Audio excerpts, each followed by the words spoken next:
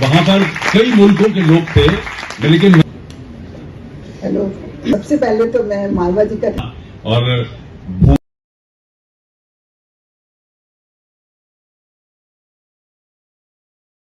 रहते हैं और उसके बाद मैं सुशील जी का थैंक यू करूंगी जिन्होंने मुझे यहाँ पर इनवाइट किया। और आज मैं बिल्कुल मेन टॉपिक पर बात करूंगी और किसी उस पर बात नहीं करूंगी। देखिए, मेन है कि हमारी जो मातृभाषा है वो हिंदी है और हिंदी हमारे सबको आती है, लेकिन हमारी हिंदी जो है वो बहुत चेंज होती जाती है। जैसे हम राजस्थान जाते हैं तो उसमें राजस्थानी टच आ जाता है, बिहार जाते हैं तो बिहारी टच आ जाता है, गुजरात जाते हैं तो गुजराती टच आ जाता है। तो इन सब में कुछ बुराई नहीं है, जहाँ पर भी हम जाते हैं वहाँ की अगर भाषा आ जाती है उसमें, तो इसमें कुछ बुराई नहीं है। और मैं अभी देखती हूँ, मैं आजकल की जनरेशन को देख रही हूँ कि जब वो बच्चे 9th में होते हैं और उनको हिंदी लेनी होती है, मैं बहुत क्लोज बच्चों को जानती हूँ जिनके पेरेंट्स भी और बच्चे भी 9th 10th में ही हिंदी छोड़ देते हैं। वो पेरेंट्स भी कहते हैं कि हिंदी में उनके मार्क्स नहीं आते, तो इसलिए वो दूसरी लैंग्वेज कोई और ले लेते हैं। तो मैं सब पेरेंट्स को एक बात कहना चाहूँगी कि अपने बच्चों को कम से कम 10th क्लास तक हिंदी जरूर पढ़ाइए, जरूर पढ़ाइए। ये बहुत ही अच्छी है उनके लिए, पूरी लाइफ के लिए, वरना वो 8th तक पढ़े होते हैं बस।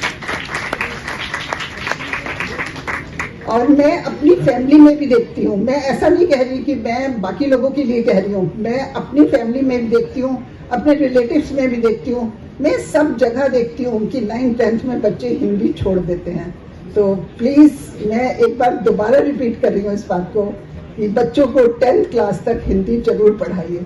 और उसके बाद है कि इंग्लिश का हम नाम ही नहीं लेते। इंग्लिश हमारी इंटरनेशनल लैंग्वेज कहते हैं, लेकिन इंग्लिश हमारी सब जगह भी नहीं चलती। आपको मालूम है, चाइना में इंग्लिश लोगों को बिल्कुल समझ ही नहीं आती, जर्मनी में इंग्लिश नहीं है, लेकिन फिर भी इंटरनेशनल लैंग्वेज मानी जाती है। तो और आपने देखा होगा कि हम बोलते बोलते हम बात भी करते हैं ना, दिन भर में हम कुछ भी बात करते हैं तो हमारे इंग्लिश के वर्ड्स बहुत यूज होते हैं, और मैं कहती हूँ कि उसमें कुछ खराबी नहीं है। आपने देखा होगा कि कितने ही वर्ड ऐसे हैं जो हम इंग्लिश में जानते हैं, लेकिन हमें उनकी हिंदी नहीं मालूम।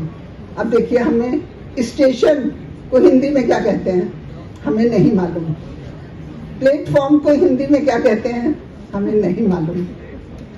ट्रेन बोलते हैं हम, तो हम ट्रेन ही बोलते हैं, हम कभी रेल नहीं बोलते। तो मतलब अगर ऐसे हमारी लाइफ में इंग्लिश के वर्ड्स आते हैं तो हमें वो बोलने चाहिए और उसमें कुछ खराबी नहीं है। तो मतलब ये मत सोचिए कि इंग्लिश हमारे यहाँ पे नहीं है तो हमें नहीं बोलनी, हमें सारी लैंग्वेज में बात करनी चाहिए। और आपने देखा होगा कि संस्कृत, हमारी एक लैंग्वेज संस्कृत भी है जो कि आज बिल्कुल खत्म हो चुकी है। आप सोचिए, मैंने अपनी लाइफ में 3 साल संस्कृत पढ़ी थी अपने स्कूल टाइम पर, लेकिन आज संस्कृत का कोई भी वर्ड मेरे सामने बोला जाता है तो मुझे रियलिटी में मुझे समझ नहीं आता उसका मतलब। तो संस्कृत तो बिल्कुल ही गायब हो गई, क्योंकि मतलब जहाँ पेरेंट्स का झुकाव नहीं होता ना, बच्चों का झुकाव वहाँ से हट जाता है। तो संस्कृत भी अगर पढ़े तो पढ़ सकते हैं, लेकिन वो लोग कहते हैं कि संस्कृत का हमें कहीं पर यूज ही नहीं है, तो ये कह के बच्चे भी पेरेंट्स भी संस्कृत को बिल्कुल किनारे कर दिया। तो मैं चाहती हूँ कि सारे लोग हिंदी तो पढ़े ही पढ़े, लेकिन उसके साथ जो हमारी और लैंग्वेजेस हैं उसकी भी रिस्पेक्ट करनी चाहिए। हर एक लैंग्वेज की रिस्पेक्ट करनी चाहिए, चाहे वो उर्दू हो, चाहे गुजराती हो, चाहे कोई भी लैंग्वेज हो। जब हम हर लैंग्वेज की रिस्पेक्ट करते हैं तो इसका मतलब है कि हम हर इंसान की रिस्पेक्ट करते हैं, और हर इंसान की रिस्पेक्ट करना हमारा फर्ज है। बस मैं इतना ही कहूँगी। Thank you so much.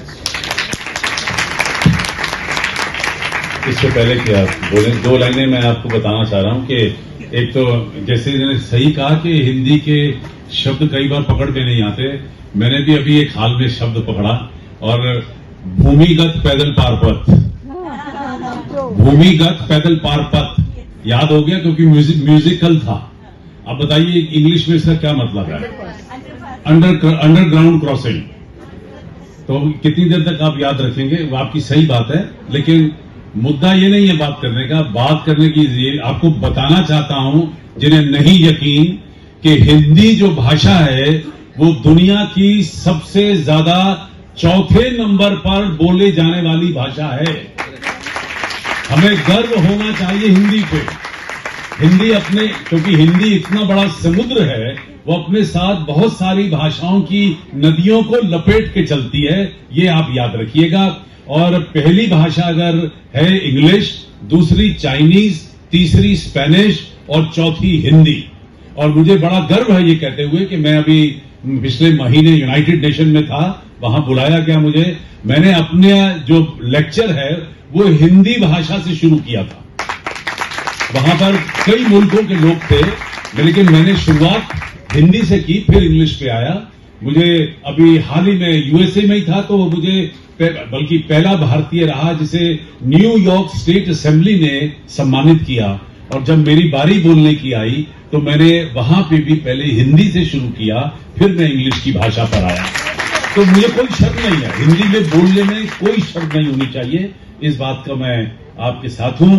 और दो लाइनों के साथ मैं तब माइक रखूंगा कि ये जो मेहमान बने बैठे हैं, ये जो मेहमान बने बैठे हैं, मेरा ईमान बने बैठे हैं, इनकी तारीफ करूं क्या फैयाज, इश्क की जान बने बैठे हैं। बहुत खूब सर।